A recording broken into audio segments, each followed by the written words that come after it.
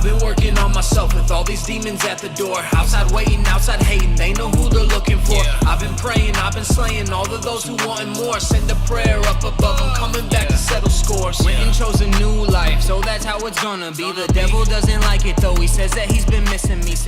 Hello everybody, welcome to Sound Collision Radio. I'm here with artist GREIF. It is his first time here, and we're gonna learn a little bit about GREIF. Yep. So you guys could get to know him and maybe discover his music if you haven't yet. That would be great. Yeah. Y'all ready for this? Yeah. I got some questions for you. I'm sure anybody listening wants to know about you, so that we can find out what you're about and give your music a listen. Yeah. That's the goal, right? Yeah, let's do it. All right. So music. Mm-hmm. What got you into music? Like, how did you decide you wanted to start doing music? Well, I've always been a huge rap fan. Like my whole life, pretty much. Like, I grew up with my mom bumping like old school Slim Shady in the car. Okay, of course. So, yeah, you have to, right? And then like coming into 8th grade, I discovered like NF and my and Machine Gun Kelly, Logic, stuff like that. So I started branching out. So I've always been a big rap fan. But I never really thought about making music. I just really loved the message and like being able to relate to it and stuff, because that's the way it was. That's the way I felt. So, what ultimately led me to making music was in 2019, I unexpectedly lost my grandfather to a heart attack that came out of nowhere. Very sudden. That was really, really hard for me. Still is to this day. So I go through a lot of grief problems. And stuff like that. Abandonment stuff,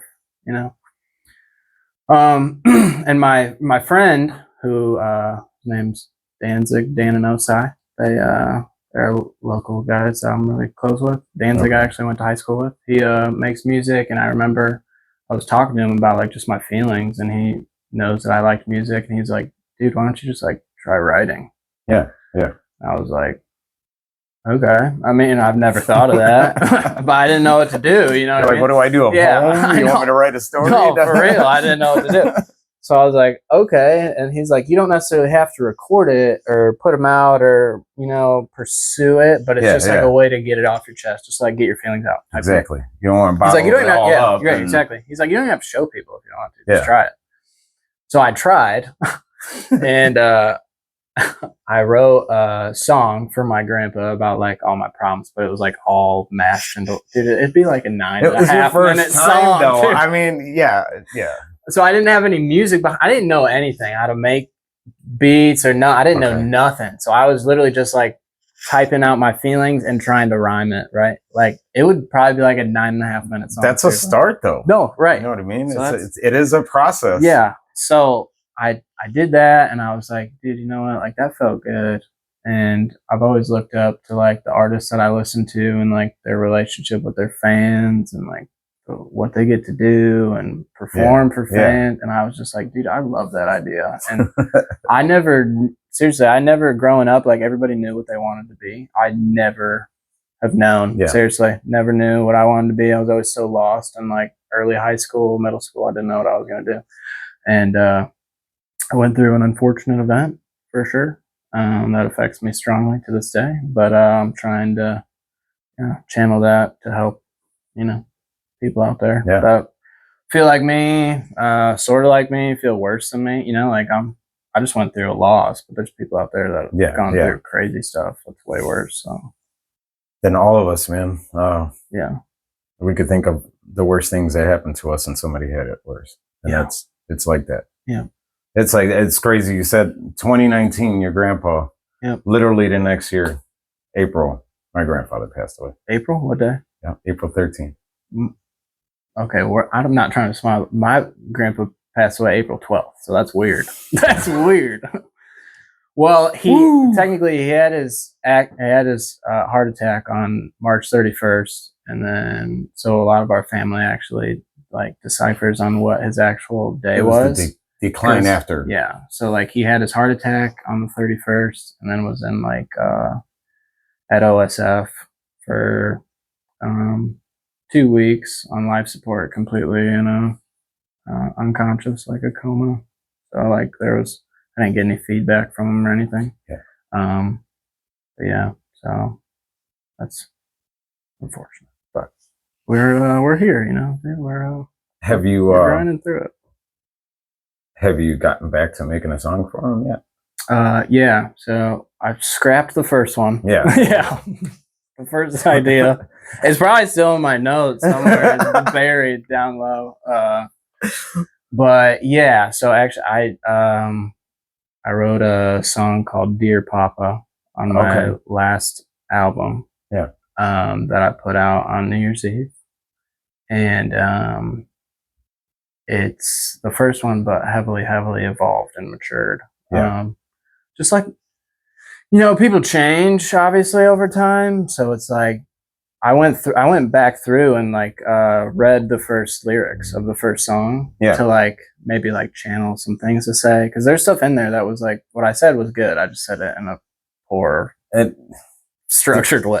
You know, you probably felt like you could have done it better. Yeah, exactly. Like I wanted to rewrite. Like I improved. And it's not just performing it better. It was, you know, honoring your grandfather. Yeah, I want to deliver it better. Like you're like, I could do better for my grandfather. Exactly. Like I want it to be like the best that I can make in my time. So, I put that out, and just like the way reading back on the first one, like seeing like how I felt back then. Yeah. And just like rereading it, dude, is like a trip. Because it was bad for a minute. Like, it was bad. It was really dark. And I know like a lot of, I'm not saying people doubt my feelings, but I feel like some people are like, dude, how could you like get that down over like your grandpa, like losing your grandpa? Because like, it's not, I don't know. Some people have different relationships with their grandparents, which I get. Right. I get that for sure.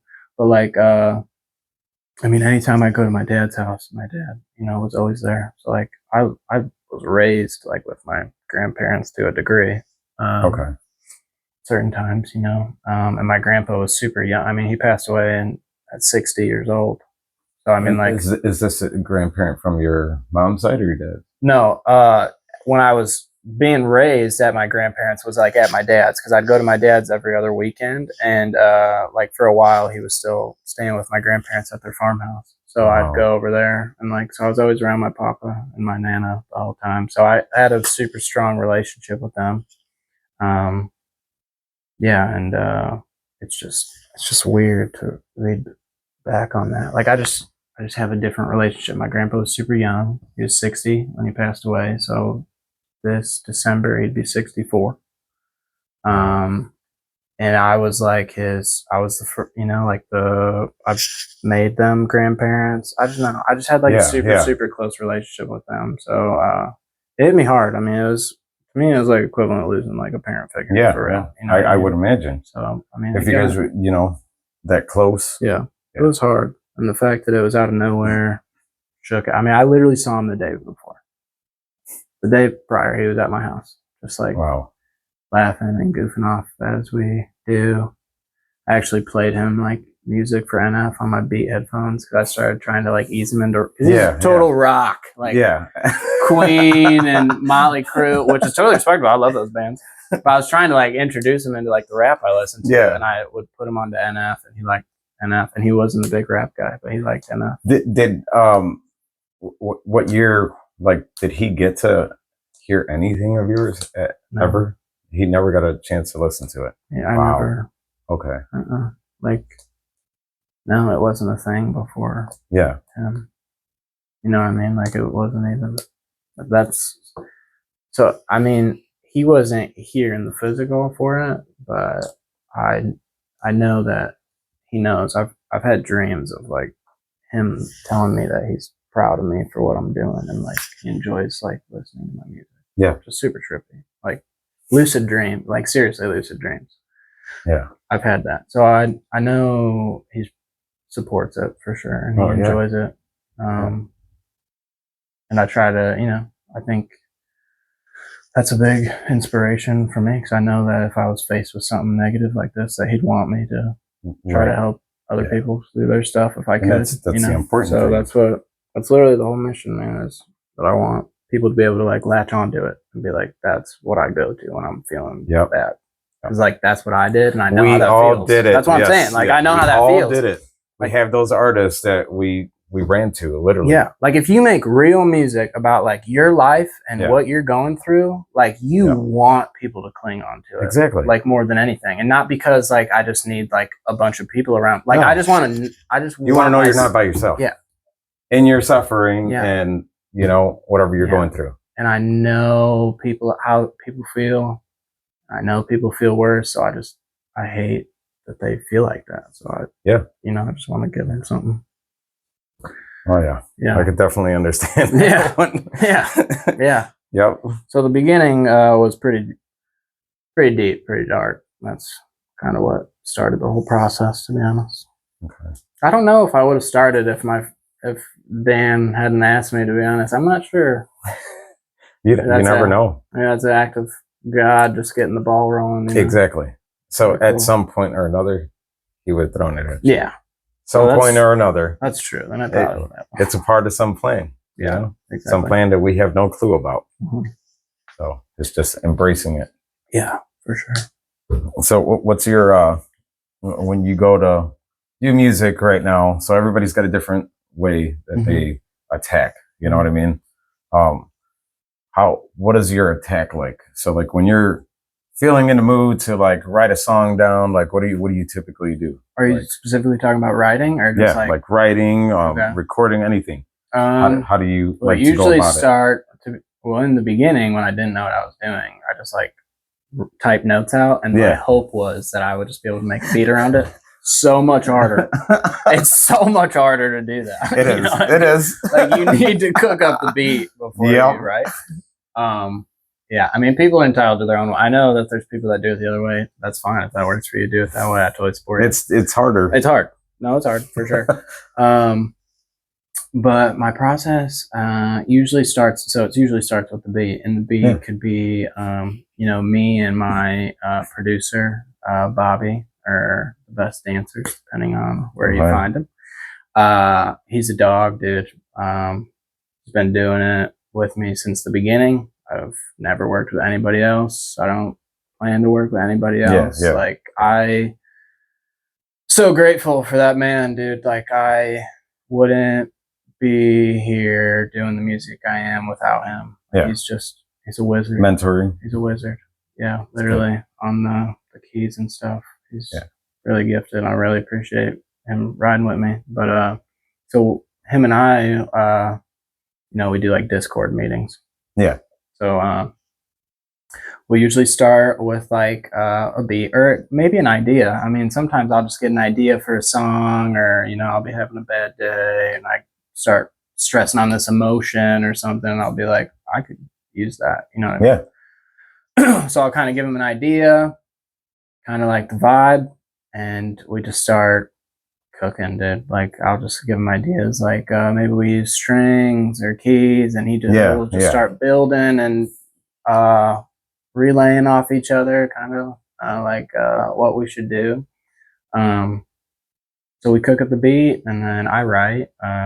Sometimes I don't sit and just like write out. Sometimes I do. Sometimes I can just sit and write out the whole song. You know what I mean? But sometimes it takes a little bit more time, or I write a section at a time, kind of based off of what I get inspired and there's nothing by. wrong with that. Yeah, you know what I mean? No. Like I don't want to rush it.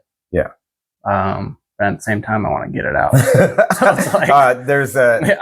There's that anxiety. There's two sides to it. Yeah. You're like, can I just finish this now? No, I know what that feels like. You know what I mean? So I'll write to it, and I write every word. Every single word I've ever put on a song I've written. That's how I'll continue to do it. I'll never change that. Like these people they're using AI now. I know. That's crazy. No, I'm not trying to knock anybody, but I've never even used AI for anything. It's not you. You know what I mean? Like, kids are using AI to cheat on like essays now, which is totally smart unless you get caught. Yeah. I didn't have that. I didn't have access to that. Yeah, when I because was how in could they school. figure out that Yeah, that's what I'm saying. Like, it's, how do it's you not know? copyrighted Yeah, or how do nothing? you know? What are you gonna paste it into to tell you it's not? You know what I mean? But yeah, so I'll write. Same thing with recording. Usually recording, I'll sit down and grind it out. Okay. I'll dedicate just a chunk of time to grind it out. But you know, I mean, some days I don't know, you're having an off day or something, and you're like, yeah, I'm just not feeling it, because you know when you record it, you need to record it at this like pitch with this emotion behind Yeah. it, and if you're not there mentally, like it's gonna sound garbage if you try to record. You know what I mean? Yeah. So sometimes I come back to it, but I'll record it usually in one sitting, and then yeah, we'll come back to it over Discord. It's always over Discord, which is super cool because then I can see everything. Like he shares a screen on the software that we use, and I can see everything. That's good. I can see everything, and we do it together. We just sit there and yeah, and we'll go through and edit everything. You know, mix it up. You have a space set up for yourself? Yeah, where you record? Yep. Right now? Yeah. Also in a basement. Okay. Yeah. Good. Good. I mean, it's the easiest way to get away from everybody. Sound down. Yeah. No, for sure. But yeah, I have the same spot that I go to. My little layer, if you will. It's where it gets hot in there, gets cooked up. Of course, if you were to ask a woman, they'd say man cave. Yeah. You know, that's right off the bat, man. That would be the first thing. I'm pretty sure that's your man cave. Well, for me, it's the same thing. Man cave studio, who cares? It's both. Yeah. So if somebody didn't know your music, yep. Let's say somebody's watching like right now. Mm-hmm. If they didn't know your music, how would you describe it? Like if you wanted like, hey, check this out. This is what my music's about, you know. Raw and real. Again, like my music's about like my life, my problems that I'm going through, things that I'm dealing with, or goals that I'm trying to achieve, you know, dreams that I got. So it's about like me, literally like me and my brain, very much. You know what I mean? So, I would describe it as that. I'd also describe it as like dark. In a way, it's changed recently. Yeah. It's changed recently. Before though, like when I started, it was really dark, dude. It was really raw. Yeah. If you were going through it, you would, you know, you'd probably like it, you know, like at least the lyrics are what I'm saying. But it has evolved a little bit, right? I've recently, well, not recent, well, I guess so. Recently, like fully, you know, accepted Christ into my life. I was always on the fence about it a little bit, but that's made that. A lot of people are right you know in the beginning. And that's a choice you gotta make for yourself. Yep. You know what I mean?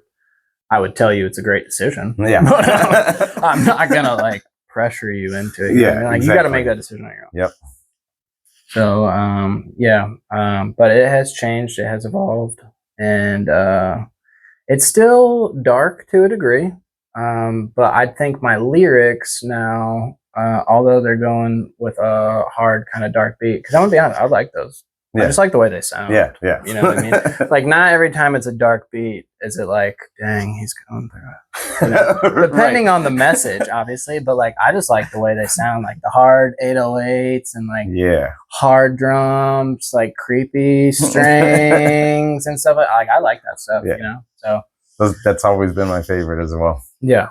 Yep. But the lyrics now have evolved a little bit into more of like a hopeful way. Not too much to where it's like completely different, but I've definitely brought God into my music for sure. I'm happy I've done that. I think my music has definitely gone up a level since I've done it. So I'm very grateful. Were you nervous when you started making those changes? Yep. Yeah. Because it's like, you gotta like, it's, to me, bringing God into my music is like a very serious thing. And it's like, I hold myself to a different standard now. Exactly. A higher standard. Yeah. Of where it has to be good. and it's going to be watched. You know what I mean? Like, I don't want anything people to like question or, you know, so it's a different standard. It's a different level. Yeah. But I was totally willing to do it. Like, I knew it was the right choice. So at first, yeah, I was a little, I wouldn't say scary. Just gave me some anxiety. I already have plenty. Like, this is what I know. Yeah. And this is what I don't know yet right now, but I'm going to find out. Right. Yeah. I'm like, you can write, but right now, God in it. I'm like, okay, I can try that. So far, I feel like it's worked out pretty good. But yeah, man, I just jumped into it. My first song that I put a little more biblical flair in was Fly. Yeah. Fly was a great song. Got a lot of great feedback. Tell us about Fly. Like, how did the story take off? okay, like, how did you get that situated? The story behind Fly is super cool. Okay, so the feature on it is Kaylee Brown, and she's on the chorus, and she went to the same high school as me. I graduated with her. Okay. So we've known each other, you know, like as kids going to school and stuff. And in high school I knew she sang, but like I didn't know like she like sang. Like I knew she would sing. She would do kind of like covers of songs and stuff, which was super cool. Yeah, and they were good. But it was in like when it would have been like end of September, early October of last year. I was on Instagram scrolling through videos just on my feed, and she like has fully given her life to Christ. Okay. I don't know the time frame, so I'm not going to tell you how long ago. I'm totally not sure, so I don't want to like be wrong on that. And I saw that she posted, I think it was like a picture of like her Bible, and she was going through some verses in a Bible study, and then I saw another video of her singing. I think it was a cover of like a worship song. Yeah. And I was like, instant literal light bulb. I was like, wait, this would be a perfect introduction. I was like, she's on a godly path now. That's what I'm trying to do. I was like, it only makes sense. Like, what if we, did something? You know, like, let's cook something up. So I reached out to her later that night, and she was totally down for it. It was so cool. Okay. So cool. And she came over, and we wrote the chorus together. And then it was a while, to be honest, a couple months before we were able to record. But yeah, then she just came by, we recorded. Long story short, put the song out. Got a lot of great feedback, a lot of support. And then it led to a very big opportunity for us. Pastor Chris Eldridge asked us to come perform it live at Hononegah High School for a worship night right before he was a guest speaker. So before he went up to speak. That was awesome. I'm gonna be honest. That was awesome. Super nerve-wracking. I didn't know if I was gonna be able to do it, dude. I'm not gonna lie. I was so nervous. I was so nervous. Like I've always I've been dreaming about doing it, and I'm like, this is the next step. To actually be in that moment, it's like, all right, this is it. It's now or never. Yeah, exactly. And so we got asked to do it, and we rehearsed like 3 times at our church in town. Yeah. We just got to like use the worship team's equipment, which was super awesome. Thank you. I know, which I handle the sound. So GREIF is sitting right up at the upper right hand corner of the soundboard. And I'm like, that's when he was, you know. Oh yeah. We rehearsed like 3 times, and then it was day of the show, and then we rehearsed 1 time there. Dude, it was this big auditorium. I mean, like upper deck. You had the balcony. Yeah. It was scary. It must have been one of those older schools. It was the older auditoriums. It was super, those are the best. Super cool. It was the environment was super cool. And dude, just to like we worshipped first, and then there were like some dance groups that had dance routines to some worship music. It was super cool. So like being able to perform for like a bunch of people as they're like worshiping God is like a really cool feeling. Like it's an honor to do that. You know what I mean? And dude, we tore that up. I'm not gonna lie. Like we did good. We did really good for our first live performance. It was her. I'm pretty sure it was her first live performance. I think so. I might be wrong on that. She might have performed for a worship team at church. I could be wrong on that, but I'm pretty sure it's her first performance. Definitely mine. Definitely my first live performance. And yeah, dude, it was such a cool experience. Just to, like, you know, you always like dream of doing that. That's just an insane Have you thought thing. about like doing anything local, like starting to branch out there? And Yeah, but I just don't know. Like, I'm trying to find a spot where to. I know there's some smaller, some small places. Because obviously, we had Charlie Haley here last night, and that was one of the things. One of the biggest advices that you could give to an artist that's starting out, especially doing live, is to try to build that audience local first, like immediately. You know what I mean? Build it up. Know you. It will branch. Yeah. You know what I mean? So, like looking at places locally, you don't have to drink or do anything, but there's obviously like bars and places like that have it. So, which those are the places you probably should be spreading the Lord at too, anyways. That's where I was going. You know what I mean? Yeah. You don't know your song. I know. Okay, you could be planting the seed. Yeah. You know what I mean? You could be planting the seed in that person. Yeah. You might not see what happens. Yeah. You know what I mean? But no, I've definitely thought about it for sure. Just kind of like tossing up areas to do it, I guess. But yeah, like the first show was great, and I definitely would love to do it again. It was such a cool experience, dude. And I was nervous. I had no idea how many people were going to be there. Like, we didn't know. And I was like, I don't know if it's 400, if it's 100. Like, I don't know if people are going to be there. And I kept like doubting myself, you know, because that awful side of me always comes up in those moments. And it's the doubt. Yeah, exactly. I just had to tell myself, like, why are we doing this? And the reason we're doing this is because people can cling on to it for hope, right? Yep. That's why we're doing it. What you wanted. That's what I want. So I told myself, I'm like, dude, it doesn't matter if there's 400, 300, 200, one person, doesn't matter. Out of however many people that are there, if all of them despise the song, say all of them didn't like the song except one kid, say there's one kid out in that audience. There's always going to be one. That's like, dude, like I needed that. Yeah. Like I needed that. Who's this guy? That message really resonated with me. Like that's a win. You know what I mean? So exactly. I convinced myself, like, dude, this is why we're doing it. And the only way to do it is to get out there and go do it. So if you fail to 190 or you fail to 99 people, and you win for one person, that's what you're here for. And they might have like-minded friends, right? Exactly. Weren't like there at that moment. You know what I'm saying? And it could just spread that way. Yeah, exactly. Just because those other people, they had a different taste. They came there with an expectation. Yeah. You know what I mean? Yeah. And they might have been expecting somebody who's already been doing it for years, like having this perfection. Right. And as soon as that perfection doesn't hit, it's, I don't like him. Yep. You know what I mean? But then you got those people out there that are like, he's starting out. He's got something good going right now. The message is there. I'm gonna stick with this guy and keep checking him out because he's only gonna get better. Yeah.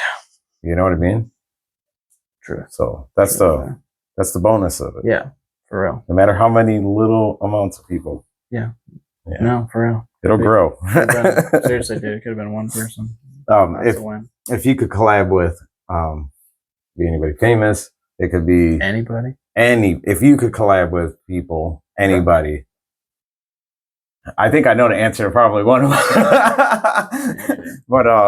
But name them. You got a wild guess up your sleeve. Yeah. So I guess I'll do like dream ones, and then I'll do like realistic ones. Okay. At least for right now. Yeah. Who knows what the future holds? Who knows? You don't know. NF would definitely be one, just because I don't know where my mental would have been without his music. He dropped the Search album right after my grandpa's situation happened. You latched onto it real quick, I'm sure. Dude, that's the song Nate on there. That is my favorite song of all time. It's my favorite song he's ever made. Like, dude. So I latched onto that album like hardcore, and I was like, it's one thing that actually like picked me up. I remember like being like, dude, when he announced it, I'm like, dude, I need this right now. Like, this is gonna be great. Yeah. So he'd be one. I mean, huge inspiration. And you flew out to. Oh yeah, there's some being little bit the of history. Hope album. Yeah. Video, right? I have my ties. I've been to like 5 shows and all awesome experiences. His live shows are nuts. Truly incredible. But yeah, I have done a music video. He shot a music video for his song Motto. Yeah. In Nashville. And I just so happened to email in. He was, he asks for fans sometimes, like be in his music videos, and it's just like the first come first serve kind of thing. Yep. So thank the Lord, my email got responded to, and like they told me I could come, and yeah, dude, I went there, and that was such an incredible experience. It was a long day of filming for sure, but I mean, like that's what it's like when you're putting out a perfection. That's what you're going to be doing. Exactly. You know what I mean? That's the plan for sure. But to sit in like the same room with like your favorite artist that you look up to so much for like, I mean, it's probably 8 hours we're in there shooting for 8. I mean, maybe 10. Just sit there and like watch him be him and like create. Like him and the producer are bouncing ideas off each other, and then like they go up check shots and stuff like that. Like this is what happened. Yeah. It was the first time you like, whoa, like music videos are big. Yeah. Big production. Yeah. Big. Yeah. So yeah, that was a super, super cool experience. I'll never forget that, dude. That was such a cool experience. So he would definitely be one. Hobson definitely would be another one. A huge Hobson fan. Logic, Sick World. Some 2 other artists I listen to. A little bit more low key. I mean, they have an insane amount of followers to me. You know what I mean? But exactly. They're not like some huge mainstream artists or anything. Is Fix and Echo. If you don't know who they are, highly suggest you check them out. Super dope. Crossover into like the rock rap, but then just rap. Like it's so dope. It's so dope. Them for sure. I love those mixtures. Yeah, so cool. I resonate so heavy with both vibes, and when they're the 2 artists I listen to that combine them, dude, and they're really good at what they do. I feel like everybody would say Eminem. Oh, of course. Everybody's gonna say Eminem. Yeah. I mean, you're lying to yourself if you don't say it. But I don't want to say it, and everybody be like, "Well, of course." Well, yeah, of course. It's the greatest of all time. You know what I mean? Like, of course. Sits there and just takes over your track. Yeah. You only get to say 2 sentences, and that's it. Yeah. You get 2 bars. So those would probably be my like dream ones, or like people that I listen to a lot that would be super cool to do music with. More locally. You, my man. I mean, we make good stuff together. I like the songs that we've been working on. If I had $1. Hell yeah. And if I had $1. You for sure. Danzig, my homie again. Me and him have worked on a couple other songs that haven't been released. So does he rap? Yeah. Yeah. Yep. He does all sorts of stuff, dude. He's him and his brother are so like diverse artists. It's so cool. Like they have like, they're big like Bowie fans, like old school stuff, but then very new school at the same time. So they can do a lot, dude. Super diverse. That's super, big into the older stuff. Super cool to listen to their music. Yeah. Not only just the new stuff, right? Because you can learn a lot. Yep. A lot. Yep. I don't know. I would definitely see myself doing another song with Kaylee down the road. I think that'd be cool. Fly was a great track. So I mean, like, if she's down for it, I'd totally be down to do another one. I think that'd be super cool. Yeah.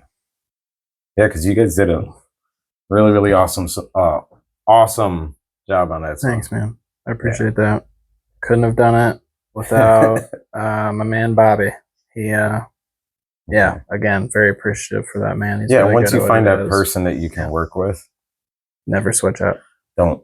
Never. I mean, the only thing that could break that up is if one of you quits or something. Yeah. You know what I mean? But if you have a disagreement, kiss and make no. up. You know what I mean? Because that's something a lot of times, once you find that person, that's irreplaceable. Yeah. You know? That's what I'm saying. Like look at Lincoln Park right now with Chester Bennington. Yeah. You know, it's like hard to like just, replace. Right. Yeah. Yeah. Yeah. I'm gonna tell Bobby, you're my Chester Bennington. There you go. Yeah.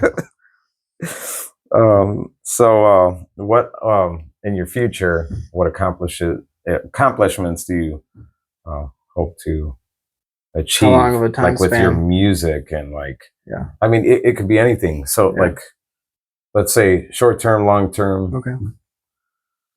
My main thing is that I don't necessarily know like the number, I guess, but like I want to grow like a solid, decently sized, diehard fan base. Yeah. You know what I mean? Yeah. Like that's who I want to make music for. I want to make music for everybody, but like it's cool to know like the people listening to your music really enjoy it and you know care about it. So I really want to do that. Keep branching out and just keep working. It'll come. But if you do listen to it, I appreciate you. Thank you very much. And if you don't, you should. You should. So yeah, grow a solid fan base. Perform more shows for sure. But I mean, if we're talking down the road, or who knows? I mean, life changes in the blink of an eye, dude. Yeah. We could be on a world tour next year. Who knows? You know what I mean? Like, who knows? It could just be one thing. You know, it's crazy. A chain reaction. Yeah, I mean, look at the people that have become famous nowadays. And then you go and you ask them, like, how did this happen? You did a dance on TikTok, and you're right. Yeah, you're going to all these. We won't mention the other chick too that just got famous all of a sudden for 2 words. Yeah. They aren't even real words. Yeah, you know what that is a phrase, and I'm pretty sure that's slang. Yeah. It's just like here we are. Yeah. You know, you got people that are actually really working their butts off and stuff like that. And it's just like, but that's just it. Yeah. It's going to make it that much more sweeter, right? Because you have a story to tell with yours. You know, you refine the craft, dude. Just the process. You know what I mean? Just continuously doing it over and over again, you just get better and better. I've proven that to myself. Hopefully I've proven that to the other people that listen to my music. If you ever heard my dude, I'm even surprised I like still have it up. You know what I mean? Like the first project. Leave it. I'm going to. Yeah, leave it. Specifically for people to be like, dude, look at the change. You know what I mean? That's exactly the reason. Yeah. Night and day, dude. Seriously, night and day. I mean, being an NF fan, yeah. I'm sure after he became famous, all of a sudden, all these videos, like when he was in church, singing in front of everybody for the first time. I mean, grainy video. All that stuff starts popping up. It starts surfacing. Now, you know, that he made it. So it's like, that could happen for you. Huge inspiration, for sure. Yeah. So that would be a goal, fan base and shows. I mean, if God willing, a tour would be cool. I love concert environments and rock. I mean, I rock out, so I'd love to rock out with people. It'd be so cool. Put out, obviously, just continue to hone in on the crafts, keep working on my music, writing. Well, you just recently dropped one, didn't you? I did. For my lover. Yeah. My special lady. That was a really cool song, dude. It was a cool process. Her birthday was like 2 days before it came out. Yeah. Because I had the idea. I was like, I'm gonna drop a song for her birthday. I'm like, that's gonna be like one of the coolest. It's a good surprise. Ever. Yeah, you know what I mean? It's the coolest gift ever. So that process, how that went down was super cool. I came to Bobby and I was like, yo, dude, I got the next one. lined up. I was like, I already got the idea. Like, I want to do a love song for Viv, and I want to put it out like on her birthday. Yeah. He's like, dude, let's do it. He's so down. He was so game. Yeah, it's like, dude, say less. So he was all game. He was game for it. And then, he kind of was already working on a beat that he had showed me. I was like, dude. This might be it right here. Ding, ding, ding, ding. I was like, that's cool. I was like, Destiny. that matches the vibe. And he's like, dude, what if we just, and I'm like, yeah, let's build on this for sure. So yeah, dude, we cooked that up. Writing it and stuff was super funny because like she'd be sitting like where you are right now and talking to me, and I'm literally one earbud in, and I'm like, and I'm just like writing a love song for her, and she had no idea. That's the thing, she had no idea. I didn't tell her or anything. She had no idea until on Saturday before her birthday, because I showed, that was the one day like I took her out for her birthday, and because we were like going to be super busy with other plans for her birthday. And later that night, when we got back to the house, I was like, all right, I'm going to give you one of your gifts early. And she's like, okay, cool. And I already had my phone queued up to the speakers in the living room. Nice. Okay. listen. Okay. I already had them queued up, and she's like, yeah, okay. And I'm like, all right, I'm going to go get it. And she's like, okay. So I like walk down the hallway back to her room, so she thinks like I'm grabbing something, and I just like hit play on it while she's sitting in the living room. So the song's now playing. She had no idea what song it is. Song's now playing, and instantly you can get the idea though, because right at the beginning I'm doing like a monologue thing where I'm like talking about how much I appreciate her and stuff like that, and it's clearly my voice. And I like kind of like emerged out of the hallway and looked at her, and she's like, history, bro. It was history. She was very appreciative. She loved it, dude. Good. Yeah, I don't want to put you on the spot, though, but you did start crying. She did cry. See? That's a win. That's how you know it was good. She shed a tear over it. So, yeah, dude. Right. That song's called Ride or Die. That was it was a good one. But, dude, she's been a huge rock for me through everything. Supportive. All the above. The way she came into my life, the impact she's had on me, like all godly, dude. Like seriously, all godly. So amazing. Very appreciative of her. And I just was like, yeah, dude, like it's your birthday month. Like I need a song for this month. I was like, I'm going to make you a song. You deserve a song. So, it was super cool. Awesome. Yeah.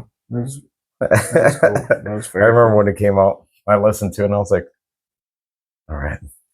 Okay. I like this. Yeah. I like this. Dude, it's like a different vibe. Listen to it. It's like a different vibe from what I usually do. Is. Well, from it's got a little like to then that, I was like, it's got a little bit of like an R&B vibe to it. Like the chorus is super cool because it's not like crammed with lyrics. I really let the music like do its own thing. It's super like light. Yeah, it's super cool. If you're into that sort of thing, go check it out. Super cool song. So do you have any other hobbies? Anything you like to do aside from music? Okay. Clearly. What's something people don't typically know? You don't like tell everybody. People who understand that we're making music. I like spend time with family and friends. It's kind of hard to not so much with family, but like finding time for friends is getting hard. I'm at that like age where like everybody that I graduated with is like, or I was friends with, doing their own thing. Yeah. Like there's, guys that I graduated with on my football team I haven't talked to in like years, which is, you think about it, it's sad. Like I don't like that, I'm still like, I feel like a lot of people accepted it. I'm still in a weird like transition phase of like, I am an adult and I know kind of how to be an adult, but I also don't really want to be an adult because I don't want to, like it was just so not ready smooth. yet. Yeah, that's what I'm saying. Like not ready yet. The time with friends just like dissipates. It does. You know what I mean? As life goes on, and everybody gets into their own thing and responsibilities change. Guys that I graduated with, played, football with, are having kids and stuff and getting their own house and big job. Like it's really cool. I'm really proud of them. Happy for them. Happy for you guys. If you're watching, really proud and happy for them. But yeah, it's weird because it's not a sad thing. Yeah. But it's like you're happy for them, but then you also like kind of grieve your innocence in a way because like you're not just kids anymore. Exactly. So. And then you got work, you got all that stuff that it takes a chunk of your time. And then I'm making music and you gotta give time to that. Yeah. You know what I mean? To accomplish your goal, what you want to do. Yeah. So family and friends when I can. I like to go to the gym, work out. Try to go there, like 3 times a week-ish, 4 if I'm feeling frisky. Yeah. I like to shoot guns. Go to the range. It's super cool. Just sit there and shoot for a while. What else? I'm a bit of a gamer. Not so much anymore. I used to be hardcore, but I've honed out a little bit. But yeah, like my video game preferences have changed so drastically. Like, I used to be hard Call of Duty, and I don't play Call of Duty anymore. What are you playing now? I play literally like one game now, and it's Rainbow Six Siege. Really? Yeah, R6. Rainbow Six. Yeah, dude. It's probably the hardest game ever made. Okay. There's so much, really not, but there's so much that goes into it, dude. You have to know so much stuff. Like each character has a different ability, and the maps, and you could break a hole in the wall to shoot a dude through a wall. Like there's so much stuff. You got to hit sound cues and stuff. So much. And then I like rarely play. I play only like a couple times a week or something. That's how I am. And it's like for like an hour. Yep. So I say game, but I barely game anymore. No, me, I got to the point where I started getting like I would get tired of it a little bit because I only play one game. What are you playing? And it's World of Tanks. It's online. Never heard of it. You never heard of it? World of Tanks? I might get you addicted to something. He's like, well, I know what you'll be playing later. There's no people in it, or whatever. It is 100% online. There's no like story modes. Are you a tank? But you're you have your own tanks. You get your own tanks. You can, and you build them up. Blow stuff up. And you get stronger tanks. They go up to, they're by tiers. So you start with a tier 1 with like first generation tank. They're actual tanks that are in the world. From different countries. You can get a tank from Germany or whatever. And that'd be your tank. And you start, what do you call it? You start basically improving them as you play and collect coins and stuff in battles. Okay. And it's literally like, I don't know what, 13 people against 13 people. So you're on a whole, is it online it's a map. now, like actual people? Yeah, yeah. It's not computer, so they're on there chatting and talking. Yeah. You can hear them if they're on your team. You like talk trash to people? Oh yeah, they do it all the time. Like through live mic? There's guys in the same team talking trash to each other. It's hilarious. You don't know trash talk until you've been in a throwback Modern Warfare 2 Call of Duty lobby. Those were crazy. I mean, imagine. You'd get out of the game and the whole time just people screaming at each other. Yep. Awful words were said. It's like that on here. Yeah, dude. People say awful stuff. Yeah. You're like, dude, you would not say that if we were just standing here. Like, no. Such awful language.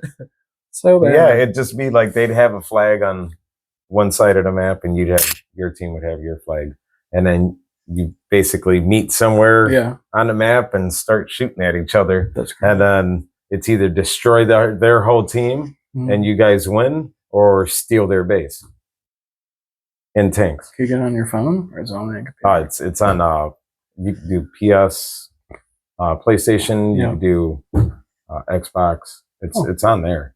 The phone version is no good. It's not. It's what terrible. Do you play on? The controls are horrible. PS4. Okay. I do have a PS4. Oh, see. How much is it? Or is it free to play? It's free. Free to play. It's free to play. There's a come on. Yep. Okay. And they have 3 versions. There's World of Tanks, World of Warships, which is the like naval, and then they have World of Warcraft. That's it. That's it. Is it actually? I think. Dude, I was just joking. Maybe That is that a was it. game, but it's like about wizards or It's something. no, I have no. no idea. It's I was something just similar. It joking. sounded similar. I was just joking. It's like World of Tanks and World of Warships or something like that. And then I haven't played that one just because I was just like, I'll stick with the tanks on land. Yeah. But yeah, it's actually pretty dope. Yeah. Yeah, graphics are really good. I thought they were going to be horrible when at first I was like, let me give this a try. Wait a minute. Yeah, graphics are a huge thing now. I mean, they've totally evolved. I mean, you feel like you're almost in a simulator. Yeah, Literally. sometimes. Like, I feel like I'm on the front line. I remember the first time I played it, I fell off a cliff. I drove the tank. I didn't know how to control it properly. I was driving the tank. I fell off the cliff, and I'm like, ah! Like, dude, this thing don't steer. No. It was horrible. Right.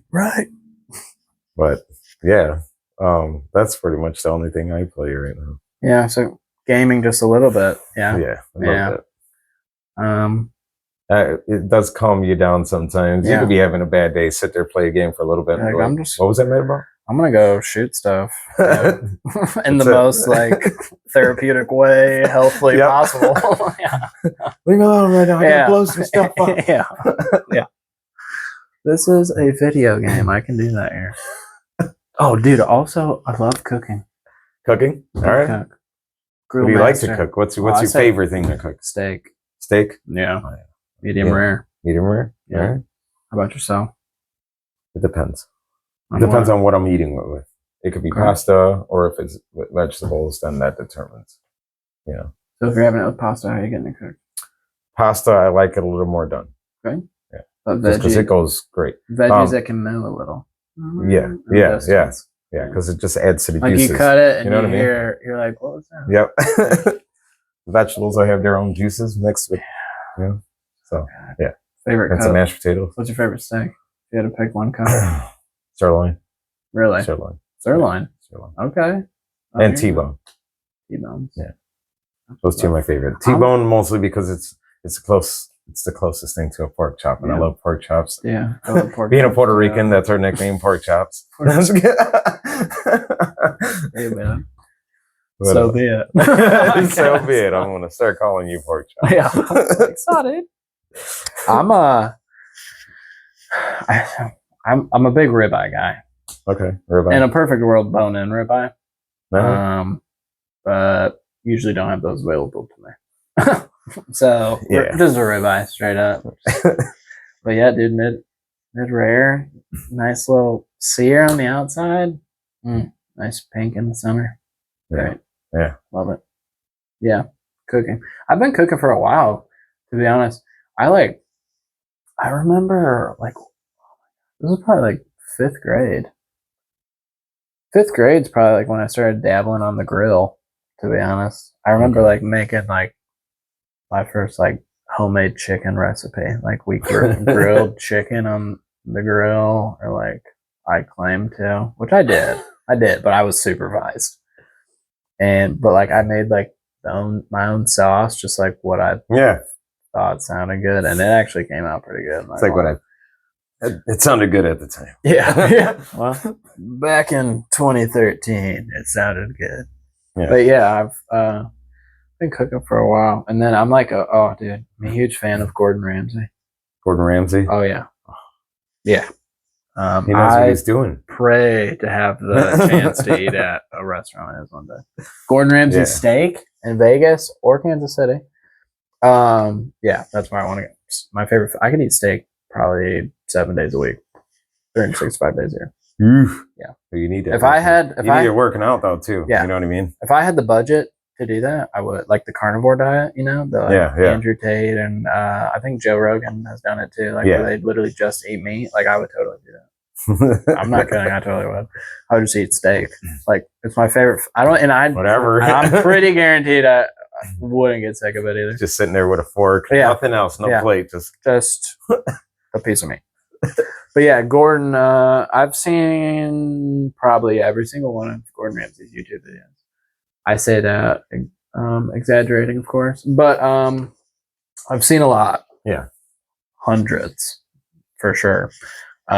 Just watching him cook and explaining it, going through it, and like telling you about the dish and the way it looks when it's done, and you're like, dude, They'll legit tell you it's not supposed it's to just look like that. Throw it in the garbage. Yeah, you know, like I mean, people have craft for different things and for different reasons. Like we have a musical craft. Yeah. He has a cooking craft. You know, people race cars or whatever. They have their own thing. But like respect for whatever craft you're in for sure. And like the way he does it is crazy. It's just so perfect. It's so perfect. So I watch a lot of his stuff. So a lot of the stuff that I've learned from cooking has actually been from watching like his YouTube videos. That's good. Seriously. A lot of people just watch for the entertainment. They won't even take anything off of it, you know, and that's not a good place to be. No, I know. Some people have been like, where'd you learn that? Yeah. Gordon Ramsay YouTube video? Literally just about almost the most anything obvious, is educational. Yeah, the most obvious answer that you could think of, going and looking up the greatest chef ever's YouTube video, that's what I did. Like, that's how I learned. It's like, I did exactly what you would do if you wanted to do it. Yeah. Pretty much. Yeah. So, yeah. Just think it. But yeah, I'd say that pretty much it for hobbies. I'm pretty low-key person, homebody, you know.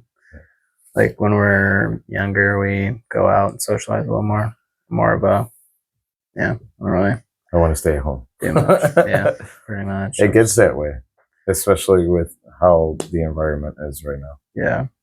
And like, I don't know, just like some people are just difficult sometimes. Yeah. No, I get it. That's another thing that we kind of keep to ourselves as well. Like a lot of times it's just. Well, that's another thing to come back to, like growing a local audience. I find it kind of difficult too. It can be. Yeah.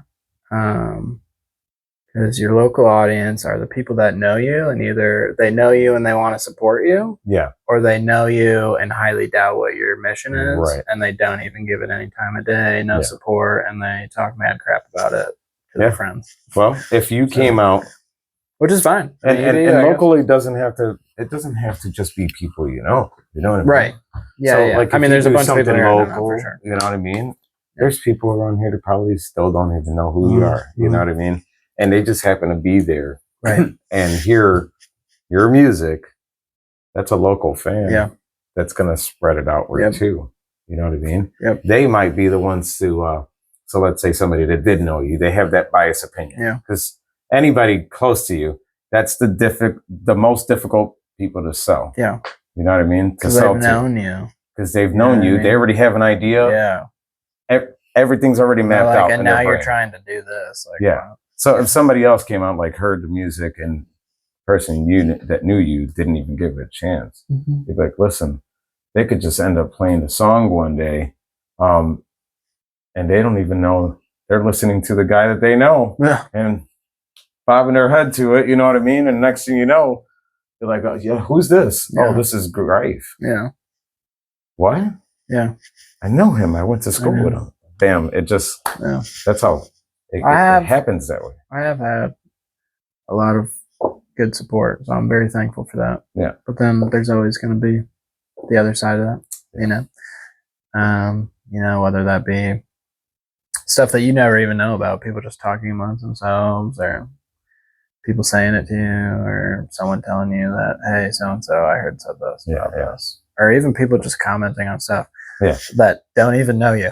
Like, just like random YouTube kids strangers that live in like Bangladesh are commenting on my video, just totally Those are scammers, man. You're totally trying to just all the time. I had one dude comment on this last song, Ride or Die, on my last song.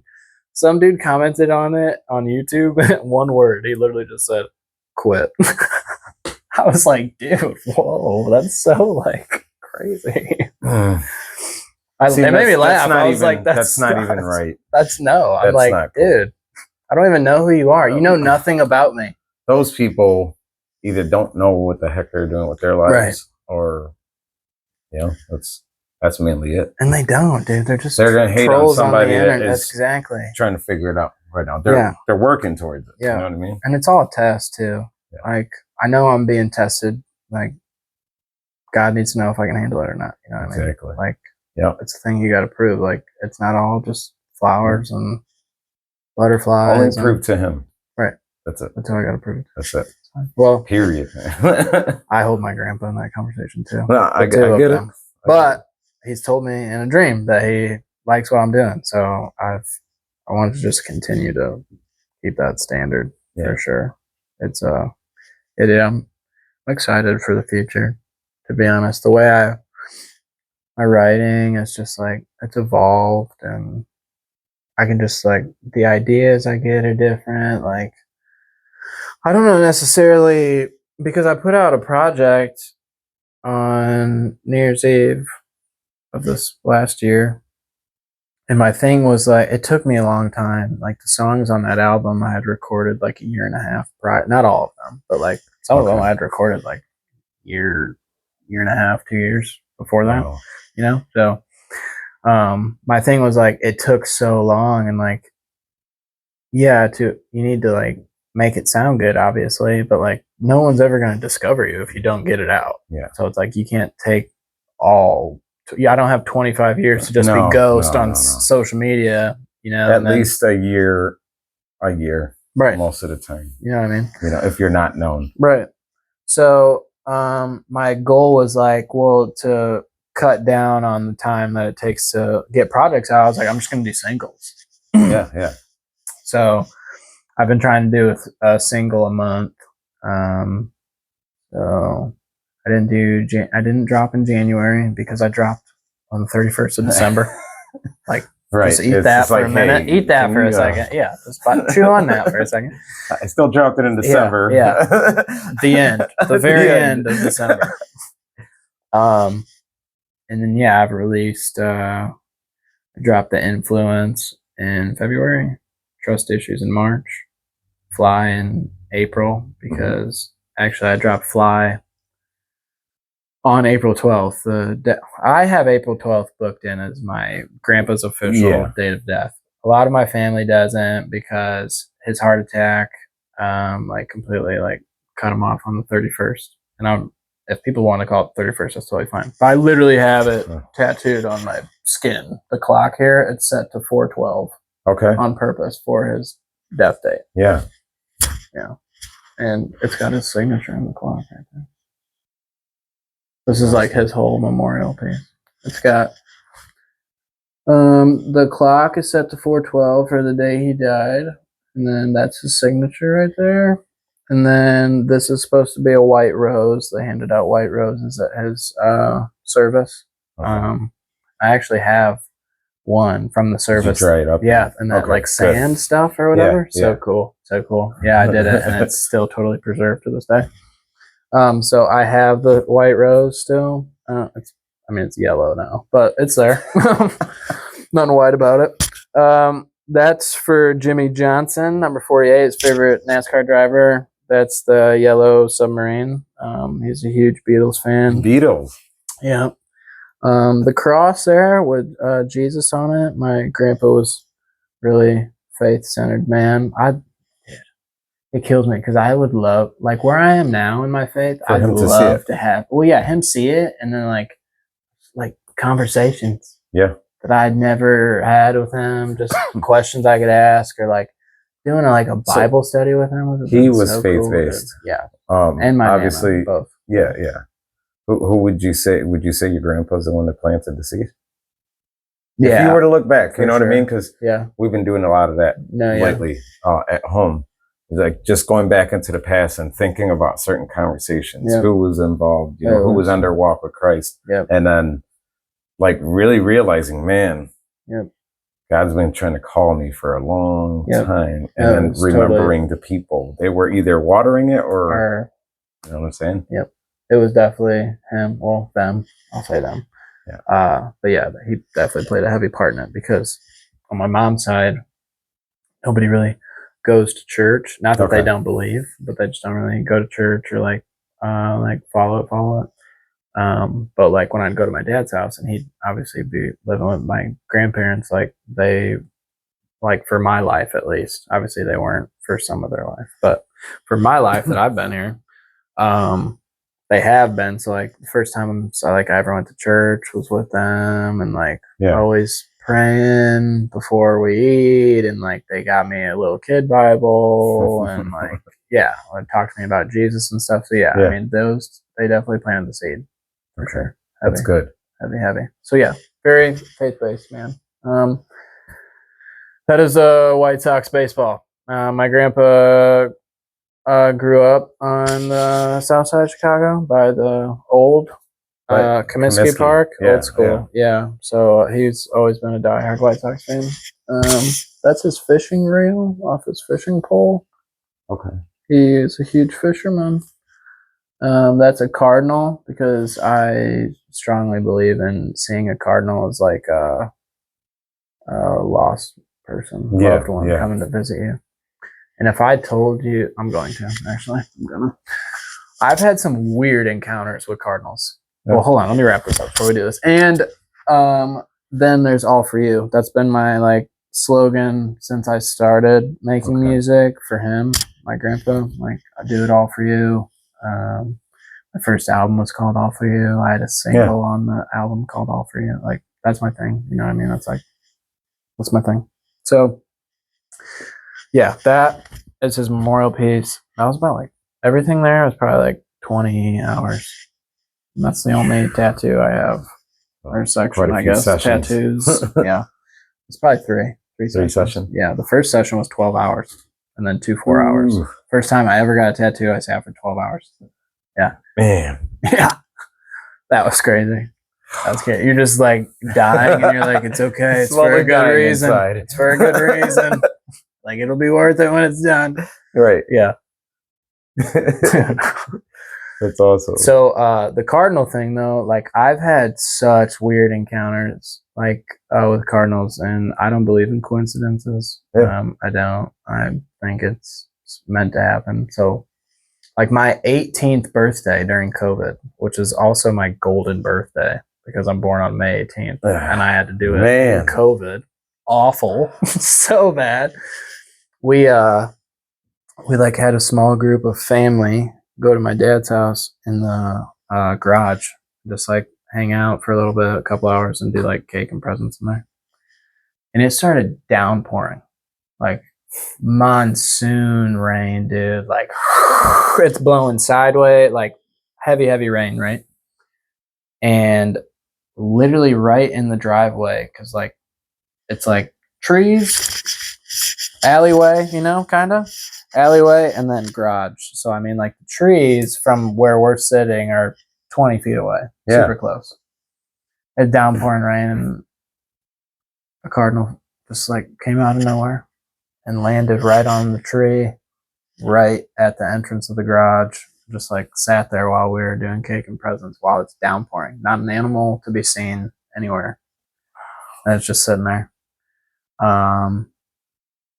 Though I'll always see them if like I'm going through like first live show. Yeah. First live show. Going there to Hononegah High School. I hadn't even left town yet, and I saw one. And it's I mean, literally I had just pulled out of the driveway. I was a minute down the road. Yeah. And I'd prayed to him. I was like, please just like show me that you're with me. Like, this is a big thing for me. I really want you with me today.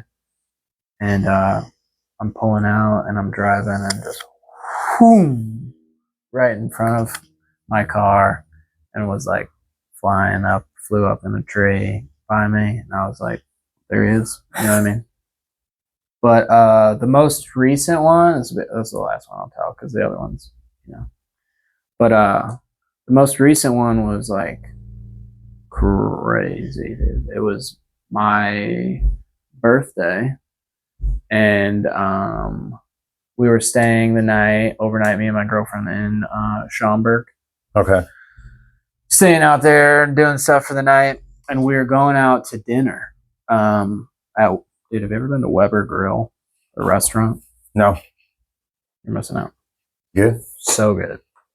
You know, like the Weber Grills? Yeah. The charcoal grills. I didn't know they had their own restaurant. I didn't either. Until I literally looked up like nice restaurants in Schaumburg. Like that was one of the first ones.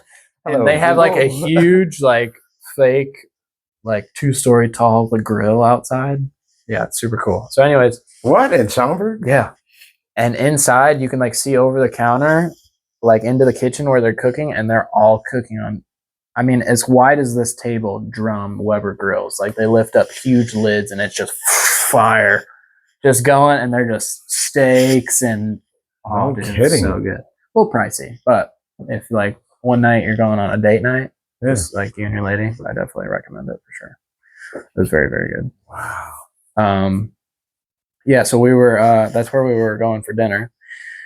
And we got ready and we were pulling out of our hotel, and I hadn't even left the lot of the hotel, and I'm driving, right? Yeah. And a cardinal swoops in front of me and just starts going with me as I'm driving. Right in front of the car, like it's guiding me or something. Like literally like, come with me. Swooped right down in front of the car, and I was like, whoa, whoa, whoa. And I was like, oh, look, it's a cardinal. And we were both like freaking out. And yeah, just the weirdest experience. It didn't fly and just like up into a tree. Like literally I was driving straight and it was just flying like right in front of me, like as if it was going down the road with me. And like for like 20 seconds probably. And I made it all the way down to the stop sign, and it flew right up into the tree across the intersection from the stop sign and just sat there and like stared at me. And then it hopped up to a higher branch and just stared at me. And then as soon as I turned, I had to turn right to head towards the restaurant. As soon as I turned right, it flew left. Yeah, dude. I mean, I have it tattooed on my skin. Like that's how much I believe in that. Like, yeah, for real. So, yeah, I've had weird experiences. Super so cool. What's your prayer life like nowadays, and Good question. your study? It's a good question. I'm working on it. Yeah. I mean, I always want to improve my prayer and study life. I feel like my prayer life's better than my study life. Okay. I'd you say still having that relationship. Yeah, for sure. For sure. Prayer life's good. I feel like I pray a lot. And the important thing about praying is like, I'm trying to not pray only when I'm in need of stuff. Exactly. You know what I mean? Yeah. Like you get that feeling like you're begging for stuff. That's what I'm saying. Like it's just supposed to be an open relationship. You know what I mean? So, so I'm trying to improve there. My study is also getting better. Me and my girlfriend are gonna start doing like a weekly Bible study together, just me and her. And she's getting into it, you know, growing a relationship with God. So that's super cool. It's really cool, like to be a part of and to watch. Oh yeah, it's super important. I mean? If you're in a relationship, yeah. if you and your significant other are praying together, studying together, that's it's crucial. It's huge. Really locks it in. You know what I mean? But I have like the Holy Bible app, you know, so like now every now and then, like probably a couple times a week, I'll listen to I'll just like pick a book out of the Bible. Yeah. And I'll have my earbuds in, and I'll just like let the voice read it to you or whatever. Yeah. And I'll just listen to it as I work. So it's not me reading, but I'm still taking it in. Okay. And that's cool, dude. Actually, like, there's a lot of stuff in there that I didn't know. So listening to it is pretty cool. And then I also have daily devotionals, so I read. Okay. One is kind of like one that I just like found and started on my own, and then every morning when I read it before work, I send it to my girlfriend, so she'll read it when she wakes up. And then I'm in another one with a group of guys from church and like Tres Dias, and like they're like study plans. Okay. And so there'll be like a devotional for the day that you all read. You know, on your own time, on your own phone. Yeah, then you guys can discuss and then there's a couple like verses that it'll give you to read, like that is about the passage or whatever, the devotional. And then there's like a chat box, and that's the last thing. And in the chat box, you just like type kind of like what you got out of it, or things that you thought about while you're reading it, or stuff like that. So that's really cool, because then you get to see like other guys' feedback and how it affected them. You know, could affect it. You could both read the same thing, but get two totally different messages from it. You know what I mean? It kind of just depends on how you feel, where you're at, what you've been through. Do you pray before you record, write, anything like that? Sometimes. Sometimes. That's something. It's something definitely I would dive in on that. Yeah. I would I dig know in you on told that. me you did that. It's something. It took me a bit. Yeah. You know what I mean? Especially sometimes we get impatient. Yeah. And you want to write. Yeah. You want to record. Yeah. You want to jump in on it, and you're like, yeah. and that's the thing. So as soon as you start doing stuff like that, where you're like, I feel like it gets that way, where you don't, and the idea crossed your mind, I should pray before I do it, but you're like, I got to hurry up and get this done. I might lose it. Are you making time? Yeah. You know No, that's definitely important. I definitely thought about implementing it, and I don't know why I wouldn't. So yeah, I think that's a good idea I mean, what bad could come out of that? Exactly. You know what I mean? Exactly. Like, that would only benefit an artist for sure. Yeah. For sure. So yeah, I'm gonna take you up on that. So yeah, it's just a key component. You know what I mean? It's one of the key components. I think I didn't know I was going to be doing this. You know what I mean? Prayer life changed. Super cool. So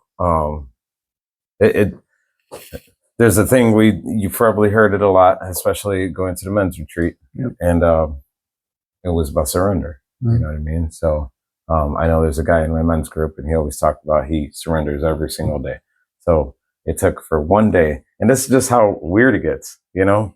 And not weird, it's just it's hard to describe or really grasp what's going on. But like the first time I did, I got up in the morning, I'm sitting on my porch, I'm drinking tea, because I can't drink coffee anymore. But you can't drink coffee anymore? Can't drink coffee anymore. Why? Had health problems, man. Yeah. So I'm sitting there. No, I think it's chemicals in there or something. Oh, really? Something in there, an ingredient in there. Steer clear. It drained, and I'm like, so now I got to drink tea with my pinky up. You know, no, just kidding. But no, it's just you know, I sat there. You know, I prayed and I got on my knees and surrendered my day. I'm on my way to work, and I started getting this feeling, hey, get donuts for the guys at work. And I'm like, you know, the economy ain't the greatest. I'm not going to sit here and act like I'm balling or anything. So I'm like, I can't really afford that right now. You know what I mean? And I'm arguing with this.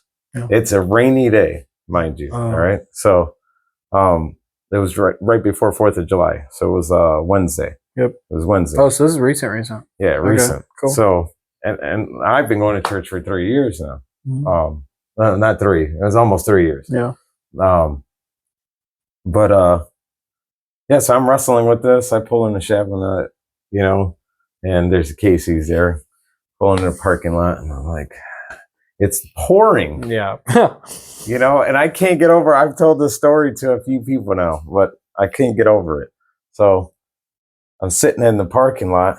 I'm about to get out, and I'm like, oh, it's raining. I'm going to get wet. You know, whatever. I open the door. It's not raining.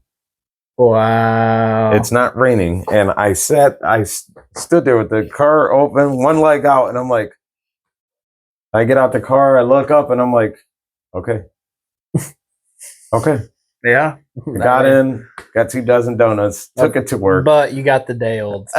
No. You're like, fine, I'll do it, but I'm getting them the day old. Some of the Casey's won't even do it anymore. Oh, really? Yeah, because that was a thing. There's like, it depends on the district manager. You know what I mean? So maybe they're switching it up. Good. I don't want a day old donut anyways. No. But they used to be the thing. You'd go in there and get a box of day olds. I was happy about it because like some Casey's, not all of them, some Casey's will decorate for like a holiday. Yep. Like their donuts or something. So this one had like firecrackers drawn on it, and you know, stuff like that. I'm like, boys need these. Cool. Red, white, and blue, everything. Took them to work, and I'm sitting in a parking lot at work and stuff, and then I got an idea to write a message on the boxes of the donuts. So one would go in the front of my workplace, one would go in the back. For the guys in the back, guys in the front. And what'd you write on it? So I wrote on there about surrendering. That's cool. I believe it was about surrendering, and then I took a picture of it. But it was just a feeling to write it on there and spread the message. Yeah. You know what I mean? Playing a seed, you never know. Yeah. So I wrote on there, and I put them in their places, and it turned out to be a great day. I thought I was going to have a bad day. It was raining on top of it. I was achy. I'm like, I don't even want I to just go to bought work. all these donuts. I just bought all these donuts. I can't even afford this. I'm over here buying donuts. They got people. eaten up though. They were gone. Oh, they got eaten Oh yeah. up. Those You know what I donuts mean? disappeared. Everybody was just super happy and stuff. It turned out to be a great day. Yeah. And I'm like, man, what have I been doing all this time? Yeah. It's been handling stuff on my own. Yeah. That's the problem. Have you continued to do it? Or I'm still working on it. Yeah. You know, I've done it about maybe 3 more times, Mhm. you know, and I kid you not, my day has gone good. My day has gone good. I don't know why I'm still not doing it, but it's a part of, it's a part of you that has that doubt and stuff like that. That's, yeah, you're your worst enemy, dude. You're You just not gotta sure. get through to yourself. An enemy's still in there. Yeah. You know what I mean? Always. Yeah. Telling you, no, this is not good. What's good for you is not good. And Yeah. what's not good for you is good for you. Yeah. So there to confuse. I've messed up a lot of music like that. A lot of music. Yeah. And it took for like when you made that song for your girl and stuff like that, like I completely understood because I was in the same place, and she's being supportive of you. Mm-hmm. And you felt like you wanted to honor her and give her something. Yeah. You know what I mean? For that support, for everything you guys have, the time you've spent together and everything, you know? So I completely understood that because she's the one, my fiance is the one that pushed me to start praying before I started. That's awesome. Working on music, That's cool. So that's really it's cool. like, I get it. Yeah, for sure. Okay. I'm going to take you up on that. I'm going to start doing that. Yeah, because it's like, why wouldn't you do it? Yeah. It's only going to benefit you or help you. Yeah. Be dumb not to do it. And you Right. need to do it. I mean, right before worship, when you're at church, what do? We pray right before worship. Every time. And if you're going to be making music where you're mentioning God or talking about God or anything, that's a form of worship. That's a thing I wanted to do with prayer with music. That's why at my song that came out in May called Amen. Yeah. I put the prayer at the end of it. Yeah. I thought it was super cool to feel like the lull of space there at the end. Yep. Just the beat dancing for a little bit. I was like, dude, like, I'm going to pray. Like, the song was about, like, avoiding temptation of the devil. Yeah. And, like, taking it to God instead, you know what I mean? And doing it for you. Right. You being the one to do it. You know what I mean? So I thought it'd be cool. I was like, what if I just I was thinking of something to do there because originally it was just a beat. And I'm like, I don't think I just want it to be a silence, or a little lull. I was like, I want to put something here. I was like, what if I just did a prayer? I was like, just pray about what I'm talking about. And that's why I said, dear God, I pray that you keep me from the devil's temptation. I pray that you keep me solid in my walk for you, Lord. And I pray that this is the path you have mapped out for me, Lord, in your mercy. Resist the devil. I want to give it to you. And I really hope that this is the path you have mapped out for me. I want it to be. So if that's what you have mapped out, then I'm totally game for it. Yeah. I'm ready. Your will be done. Yeah, exactly. Yeah, exactly. Any plans for merch? Dude, he plans in play. Technically, no. I would love to though. I'm so obsessed with artist merch. Yeah. You're gonna make fun. I have thousands of dollars in NF merch.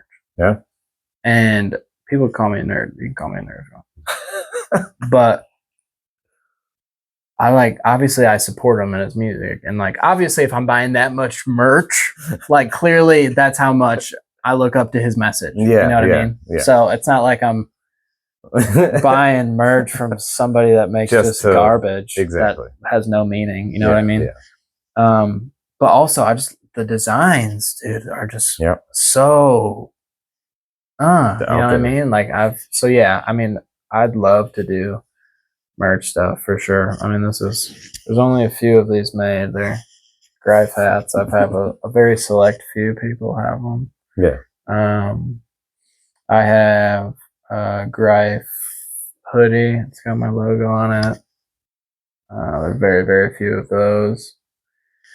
And then actually for my birthday, I just got a crew neck, fly crew neck. Okay. It's got the fly logo on it, and on the back, it's got the picture we used for advertisement for the show. It's the split face between me and then Kaylee on the crew neck. I think I saw that. And that's very, very few of those too. So there's some, but it's just very, very few. But yeah, a goal of mine, would be to have a merch line someday for sure. I've got some ideas already. My name though, I think it's kind of weird that like I go by like GREIF, my last name. Well, part of my last name. Part of your last name. Yeah. A 16th of my last name. My last name is so long. It'll take you 5 minutes to say his last name. Yeah. Let's get it. Greifenkamp. That's a long one. But everybody just called me GREIF my whole life, just as like a nickname. So I was like, when people are like, well, what's your stage name going to be? I'm like, well, no one's ever called me anything else. And I'm not just going to come up with some like, like it just fit. So for a merch idea though, I thought it'd be cool. Like, so I have GREIF, but then there's GREIF, but the E and the I are just have to flip. Yeah. And I find it ironic that like, that's the thing I struggle with the most is GREIF. Okay. You know what I mean? So I was thinking like a shirt with GREIF, but then like crossed off, like with like scratchy, like pencil writing or something. Okay. And then writing like a GREIF logo. And then my big thing is like, I always use like the fallen rose emoji on my socials. So with the like, it's the rose that's drooped with the petal falling, you know what I mean? I don't know. I like that emoji a lot.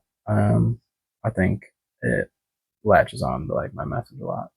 So I thought, and then like putting a rose on the back, kind of like that, like a fallen rose would be cool. So yeah, I've got some ideas. I'd love to do it someday for sure. I see that somebody's in the works over here on their merch game. Dude, working on it. Yeah, dude. That's what's up. You got some. It's a process, man. But you got like a decent amount of designs ready to roll. Yeah. You print? We have other stuff. We just little at a time, Yeah, dude. I mean, the ideas with merch can be endless. Yeah. You can do whatever you want. You kidding? Are we doing a tank, a hat, a t-shirt, a hoodie, crew neck? Right. Like, I mean, there's so many different things you could do. Socks. Yeah. I mean, you do so much different stuff, dude. Yeah. But it's cool. Is it cool doing it? Yeah. Yeah. It is pretty cool. I mean, it's your own stuff, Yep. It's like you said, other artists that you grown up with or whatever, you get their stuff. It's their stuff. Yep. You know what I mean? Yeah. It's not yours, but when you finally see your stuff and you're like, you're putting all that hard work in, that's kind of cool. It is pretty cool. It's motivating. I was hanging out at a buddy's house one time, and a kid that I graduated with, I went to school with, graduated with. We kind of grew up together a little bit, and we're friends, obviously, but like we got distant a little bit in high school, but we're always still cool with each other when we see each other and stuff. And one night I was over at this buddy's house, and he came over because he's also a mutual friend. We're all mutual friends together as a group of us, and played him some of my music, and he was like freaking out by it. Hopefully it was his own thoughts and not the brewskis talking to him or whatever, but maybe a little bit of both. Who knows? I don't know. But he was like, he thought it was super cool. He was like, dude, like this is really good. Like you can flow. And I never would have expected him to say that. Like he's always been cool, but I just didn't think he'd ever like have my back kind of like that, So I took that to heart for sure. I thought that was really cool. And I was wearing my hat, and he asked me, he's like, where'd you get that hat? And I was like, I had it made. He's like, well, can I get one? And I was like, I mean, yeah. And he's like, cool, I want a hoodie too. And I was like, really? And he's like, yeah, a hat and a hoodie. And he just like cash apped me money. Didn't even know how much it was going to cost. And he's like, go in there Monday and have it made. And literally like a couple weeks later, I had it, and he came by and picked it up. It was super cool. So cool. you know who you are if you're watching it. I really appreciate you. Yeah, it was really cool for sure. So yeah, I would love to do merch for sure. A big merch head. Yeah. Got a lot of ideas. And all you got to do is just start putting them on there. You know what I mean? When you're ready to actually start getting the stuff done, you have your ideas done. You know what I'm saying? Yeah. Then you get a blank canvas. Yeah. At that point, just do you have like a website and just have everything on there. Yeah. You know, like artists have their tour and their merch and their announce everything, you know? Yeah. But you can do, that's one of the reasons why I was like directing you to go to like United Masters, you know what I mean? Because you can do all that on there. Yeah, United Masters. All of that information. You can start building it. You just got to build it. Now, not everybody could see what you've built already until you're ready to put it out there. Right. You know? And that's the awesome part. They're super easy to work with too. Yeah. Like their team and stuff. If you got like questions or stuff needs changed, like I needed some stuff changed on a track, they were like super quick and made the changes themselves. I didn't have to go make it. They just did it for me. So yeah, United Masters, really good platform for sure. Very, very valuable individuals there on that team. Yeah. It's a cool spot, dude. Well, they branched off of, you know, I mean, the owner of it was he was I believe he was in charge of all the marketing for like Sony. Yeah. So he left them and then started to go do that. Started up his own company. Good for him. Like, let's go. You know, like good for him. And it's once you start seeing the industry is changing, a lot of people start to notice that. But no, dude, it's so different now. It's not the same anymore. No, I mean streaming is like the thing now. People, you don't really see people buying much stuff anymore, which is, I don't know. I have mixed opinions on that because streaming is super cool just because it's like, if you need access to it, it's right now. Immediate. You got it. Yeah. Like anybody can listen to your stuff. Right. But then there is like a thing about like, dude, did you get the CD? Dude, did you get the, you know, like that's dude, I got this new Eminem, the Encore CD. Like, dude, put that on right now. It's crazy that it's faded so much. Yeah. You know? But that's just it. People want it now. Yeah. And having a CD, they gotta have a CD player nearby. Yep. That was the issue. Yeah. And now with like social media and everything blowing up like how it is, especially like TikTok, stuff like that. I mean, like it's a lot easier to like reach an audience if you need to, or they say it is. Well, it's cheaper to get it out there for people to stream it. Yeah. Because, you know, purchasing all the CDs and all that stuff to then sell them. Yeah. You got to pay big bucks to get them all made. Yeah, exactly. If you're not doing it yourself. Right. But even then, you still got to get the materials, and it still costs you still in on more than you're going to pay for streaming. Still in on it. Yeah. Whereas here, like they can listen to it, and all them plays are going to pay. Yeah. They're going to pay you. You know, and it might, depending on what platform is paying out the best, you know, at the time, determines it. Yeah. It's definitely changed, but now I think a lot of independent, you know, artists or underground artists can appreciate the streaming, like social media side of it, because it is now easier to get to an audience. You know, you could just, a random video pops up on your For You page of artists all the time of people I don't know, and then those people blow up. Like a lot, I know a lot of, not like no, but like I know of a lot of artists that blew up over like the COVID span. On TikTok, just because like they put clips of their songs on there and then they've blown up. Now they got like millions of monthly listeners and they're like doing it independent. Yeah, which is super cool because you ain't got a boss. Like you're doing it. Exactly. And that's like, no one's telling you got to make this many albums and this many, you know, this much time. And like, you know, and then you're coming into the music industry like nobody or an underdog. Like people are going to take advantage of you. Quick. Hard. Yeah. Like you're just like a minnow. Yep. In a pool full of sharks, literally. So yeah, I think doing the independent thing is super cool. You know, because then it's literally like you, who you want on your team working with you, Yeah. and your fans. And I'm like, that's Yeah. it. I'm like, why do you even need anything else? You know, like you don't need people telling you what to do. I mean, I get that there's perks that come with that. But there's Right. also a lot of guidelines and stipulations that go Yep. along with working with them. Yeah. So a lot of control stuff, you know, like you ain't got people telling you what you can and can't say or when you can put it out. Yeah. No, this isn't a good song. I don't think you should put it out. Well, guess what? I made it. And if I want to put it out, I'm going to put it out. So how about that? And you never know what's going to come of it. Right. They might have stopped something that could have been a hit. Yeah. Look at the stuff that's a hit nowadays. And I don't think a lot of people see like the finance side of working for a record label. Unless you're like an overnight You don't. blow up sensation.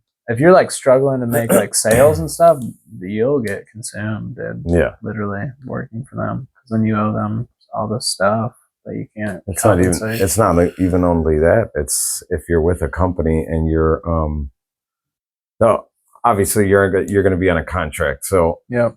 they'll tell you how much you're going to get. Yeah. And a lot of times the way to reel people in is they're like, oh, we'll pay you this much up front. Yep.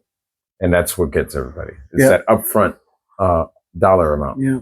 They take that upfront dollar See amount, hundreds but of then the thousands royalties, or 1 mil, and then everyone. it's like 18%. Yeah. Or something like that's nothing. Yeah. You're like, dude. So you better take that upfront money and invest it in something that's going to pay you. Yep.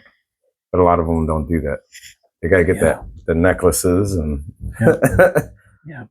All diamond this watches, flashy stuff, and talk about current big things to get more streams. And yeah, dude, it's all weird situation over there at those spots. But yeah, I think the social media definitely helped independent artists out hard.